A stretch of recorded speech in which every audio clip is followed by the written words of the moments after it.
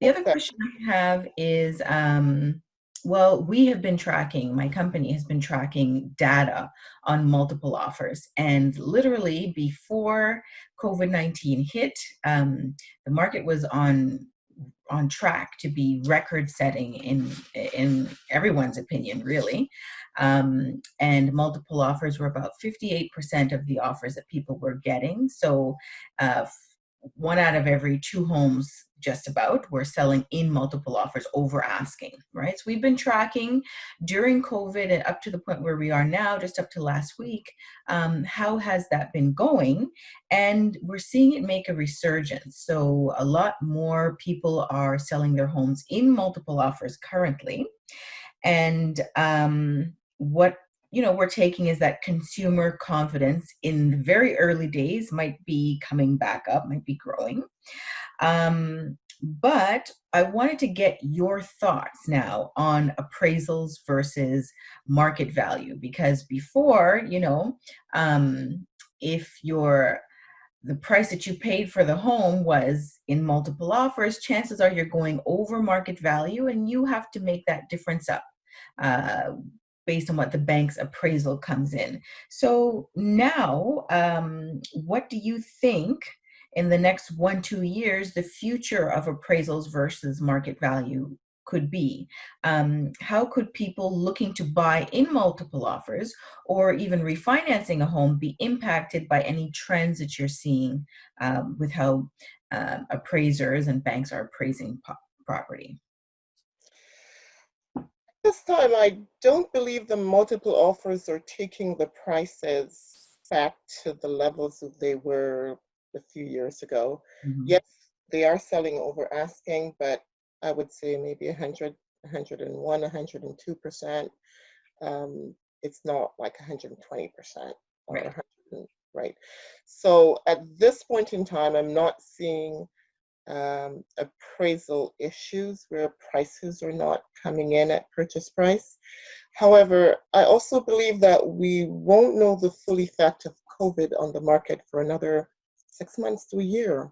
Mhm. Once this free government subsidies dries up and businesses are back to normal, figuring out how to go forward, that's when we're going to really see the fallout from COVID. Mhm.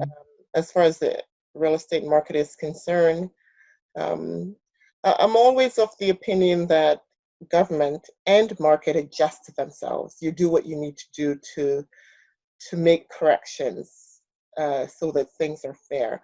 And because of where we went a few years ago with the prices being inflated, I'm so confident that it won't happen again.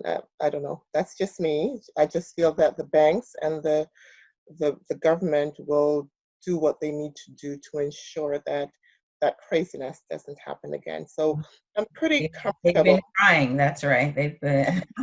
Exactly. So if it means hiking interest rates to slow down purchases, if it means changing mortgage rules to discourage, just like they did by bringing in the stress test to slow the market down, I Mhm. believe there's a keen eye out there that will do what needs to be done to make sure that crazy stuff doesn't happen again. So um, Mhm. I'm sort of confident that we'll be able to ride through this and appraisals will hold. I think the bigger problem is whether or not prices will go up as a result of lack of inventory. Because what I'm finding right now is people that wants to buy are still buying. As long as they're employed and they can qualify, they're still looking, they're still buying, which is the right thing to do. Mhm. Mhm. So once we come out of this, people that are holding back and listing and selling, hopefully the market will be flooded and there will not be a reason to increase prices because there's enough inventory. That's my take, but you're the realtor, so I default to you, the expert. You know what? I like hearing everyone's take from everyone's perspective because you're seeing it from a different angle than I am, right? So I feel like everybody's perspective is valuable. I don't disagree with you on anything really, but there are some, I guess, I feel like prices could go based on lack of inventory, right? Because that is across the market. Even before COVID-19, there wasn't enough supply to keep things balanced, right?